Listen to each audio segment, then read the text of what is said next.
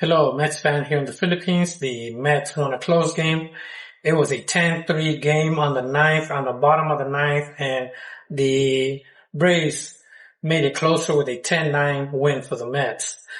The turning point on what I believe cost most of the ninth inning is, yes, Blasman was not himself, but at the same time, when he threw to first base and Jared Young wasn't there, uh, he looked upset. Lindor went and calmed him down, but at the same time, after whatever play happened, that he went to home plate, he talked to Jose, I call him Jose, Luis Torrens, and Tatsio. This was on Peacock, and Tatsio was one of the announcers. He said that maybe Torrens lowered his glove or whatever the case might be, that made him throw it to attempt a pickup. And you could tell they were talking after a hit or a foul ball, and Baltimore wasn't the same. Grand slam. Next thing you know, they bring Williams. Williams allows a run. But the good thing is we were able to close it. One of the mistakes that we did on the ninth was a mistake that Mauricio Dubon made also. And that was when Mauricio from the Atlanta Braves, they hit it to left. He threw it home. And Lindor is the one that supposed to get a single, but seeing that the ball was way over the head of people all the way to home, he ran to second and created a double out of it. Same thing with our left fielder.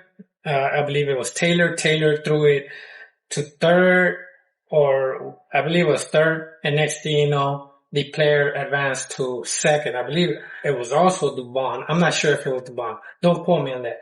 But the player reached second. Or Dubon is the one that got a key hit. One of those two things. But there was three hitters that didn't get a base hit. Vientos made a mistake on the first inning.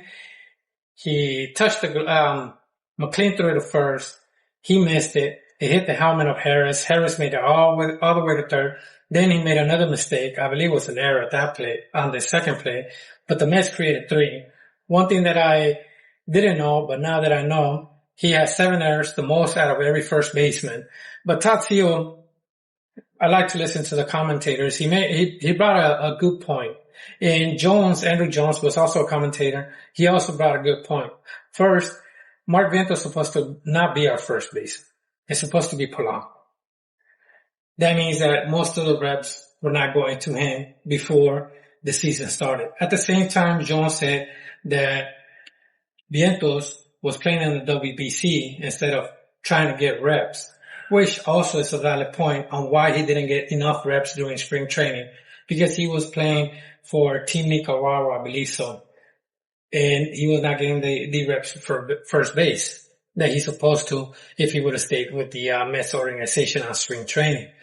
Two valid points. Lindor, like I said, 3 runs, 1 hit, 1 walk, RBI. Soto did good, 2 hits. I believe one was against Carrasco. Carrasco, he was pitching. He was our lifesaver for the, Braves, because he's the one that allowed most of the runs. I believe he allowed all 5 runs in the ninth. Let me check that. Yes, all 5 runs. And that actually helped us win. Not only that, at the first inning, the Braves allowed a run. The Mets allowed 3. Vice versa on the ninth inning, the Mets got 5, the Braves got 6. But the whole point is Martin Perez was not pitching the way I expected him. Well, I didn't expect it, but a 3.54 ERA, you assume he's going to do better.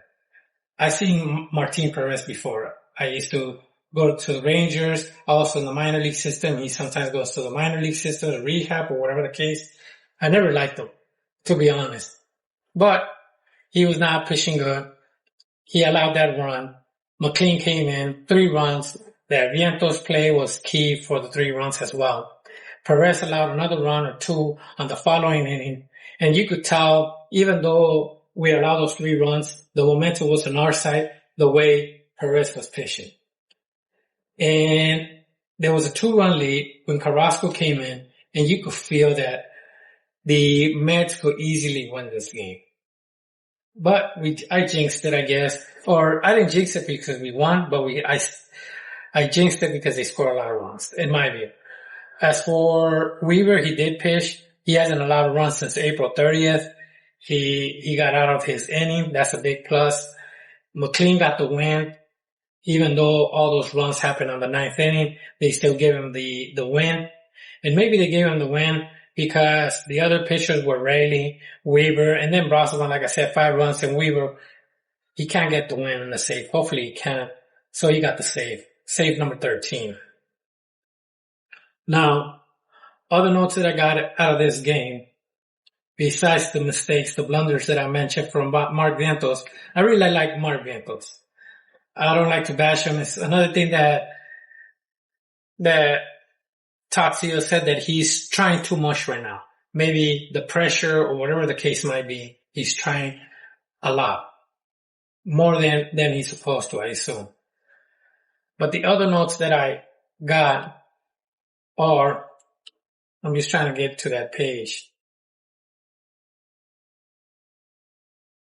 There was a rain delay. I forgot to mention that.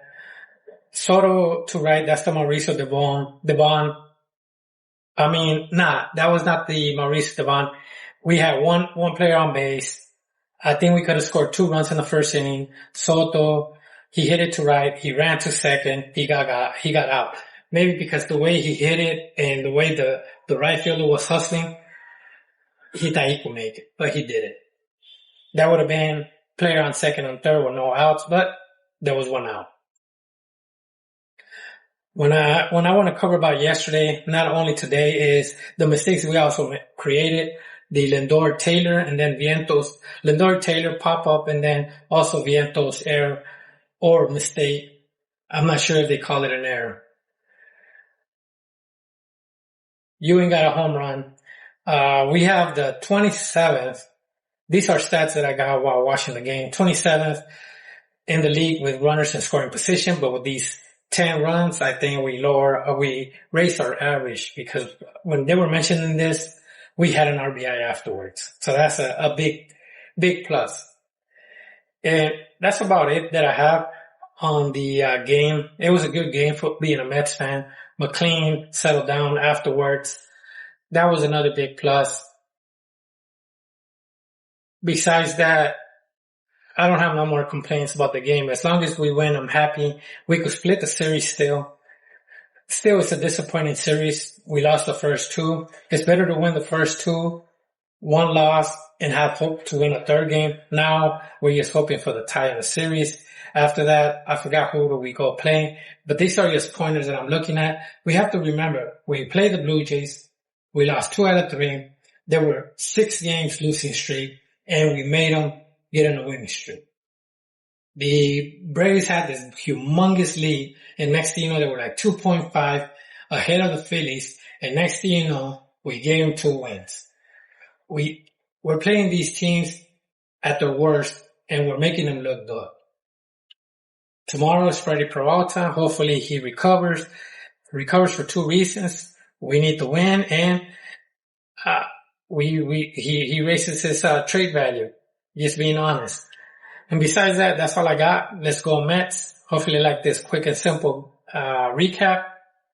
I'm still hopeful. Polanco and Roberts are coming in. I don't like the Ewing yesterday with Chris Sale, putting him as a bench player, putting someone else in the lineup. Just keep him in there. This is one thing that I also heard from Taylor or Jones. They said that when there's a player with a high contract or a veteran, you tend to still put him in there. But they were not saying it directly to Ewing, I assume, but it fitted to what happened yesterday with Ewing. Why are you putting a veteran player that is not better than the player that you have? Just put the player that is doing good in the team. I mean, if I'm the manager and I know that I'm going to get fired if the team doesn't do good, I'm going to put the best team out there. It's just common sense. Anyways, thank you, and thank you for watching. Have a good day.